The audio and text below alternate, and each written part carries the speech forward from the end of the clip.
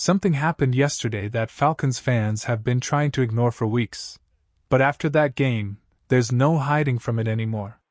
The truth finally stepped onto the field, and it didn't care who it made uncomfortable. The Falcons walked out of that stadium with a win, 24-10 over the Saints, and yet the victory didn't feel like a celebration. It felt like a message. A subtle, uneasy message delivered not by words, but by decisions.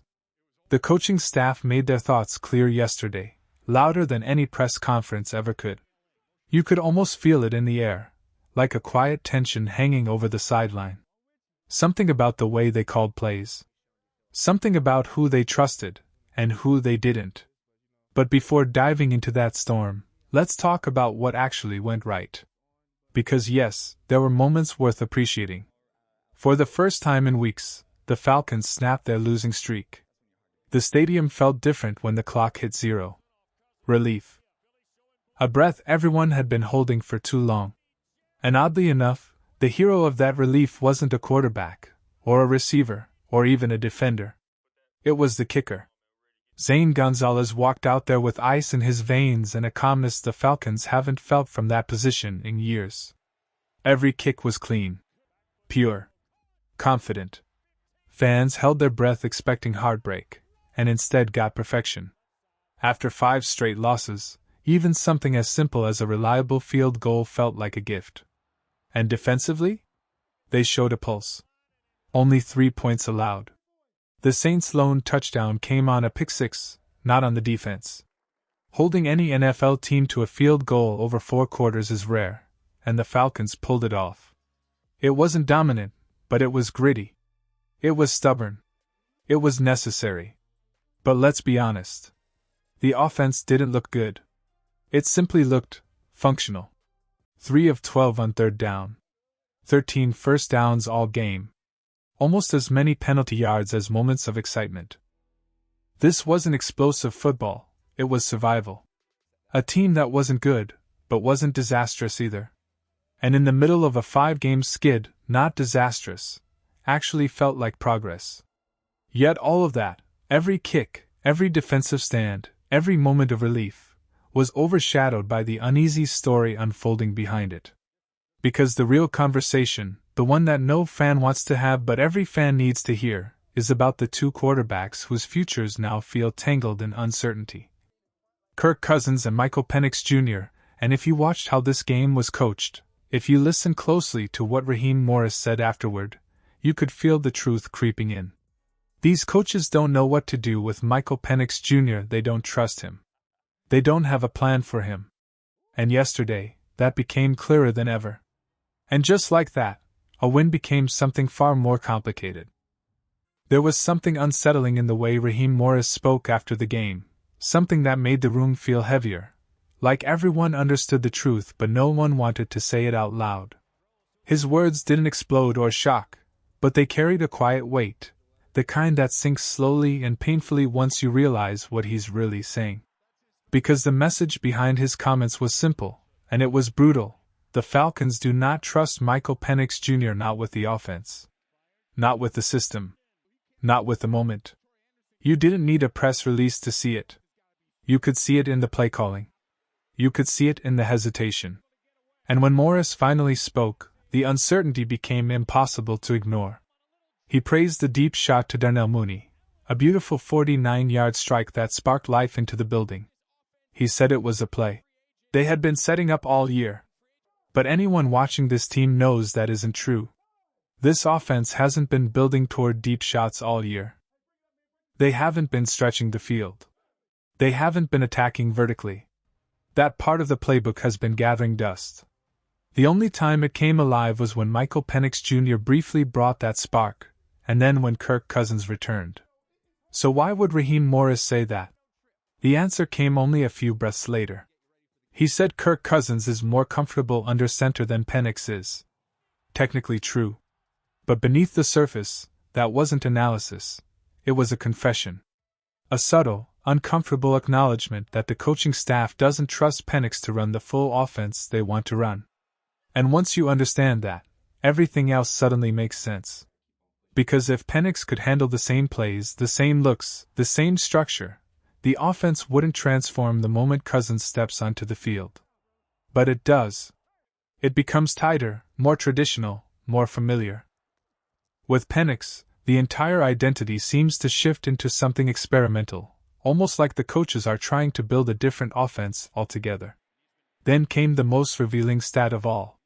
The Falcons used 13 personnel, 1 running back, 3 tight ends, on 60% of their offensive snaps.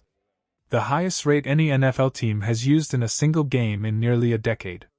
And they used it the moment Cousins returned.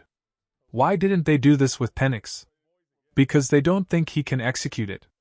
His injuries limit his movement. He struggles under center. He doesn't have the mobility, even compared to Cousins, who's been called a statue more times than he can count. If Cousins moves like stone, Penix moves like stone chained to another stone. And that's where the real issue comes into focus. When Penix plays, the offense doesn't just look different, it becomes something else entirely. Something clunky. Something hesitant. Something that feels more like a college experiment than an NFL structure. And that isn't fully on Penix, it's also on the play designer. Because Zach Robinson hasn't built anything around Penix that works. It's like the scheme is fighting the quarterback who's running it. 2 weeks ago, the warning signs were already there. Yesterday, the whole league saw it. The marriage between Penix and this coaching staff isn't working.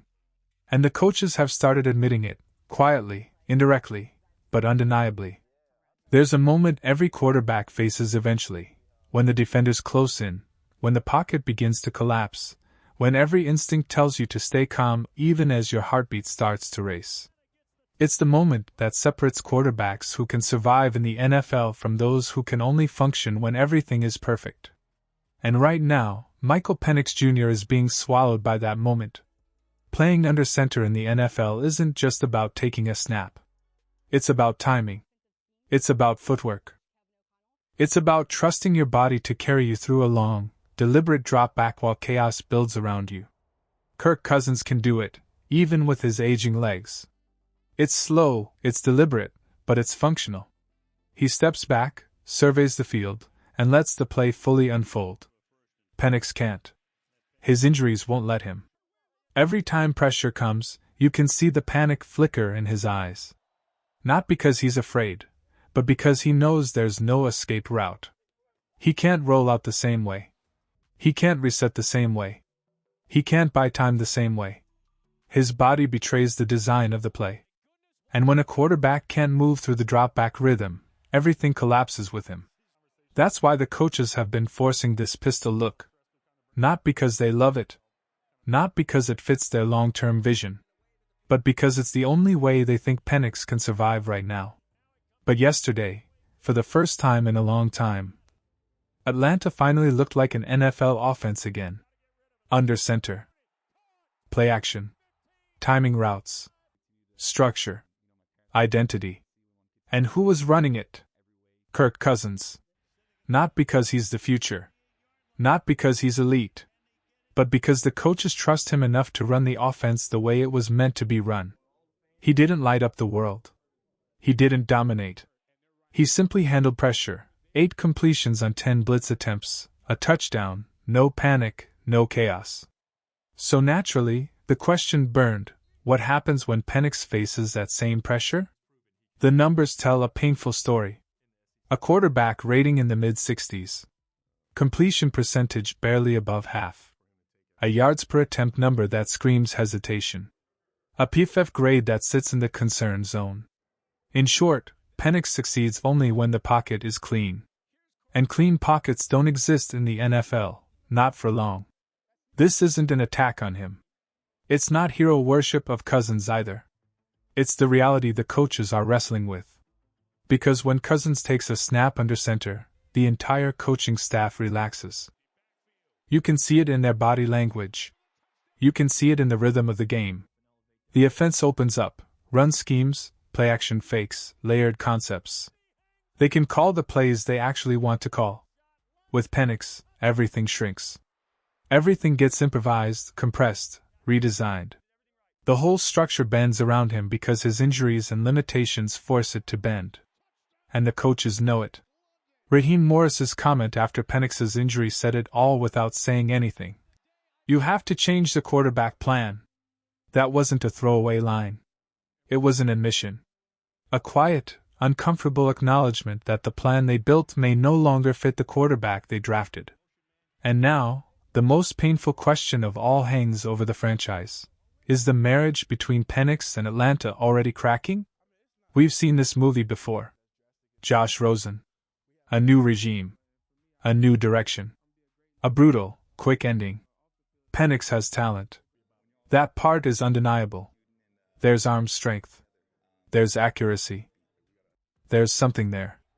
But talent alone can't outrun scheme fit, injuries, or a coaching staff that doesn't know how to build around him, or doesn't believe he can run the offense they want. Maybe a new coordinator someday could unlock him. Maybe a different system could highlight what he does best. Maybe there is a second chapter waiting for him somewhere. But after yesterday, after the comments, after the game plan, one truth is impossible to ignore: his leash got shorter. A lot shorter. And now the entire franchise faces a decision it hoped it wouldn't have to make, a decision that will define the future of the quarterback room in Atlanta.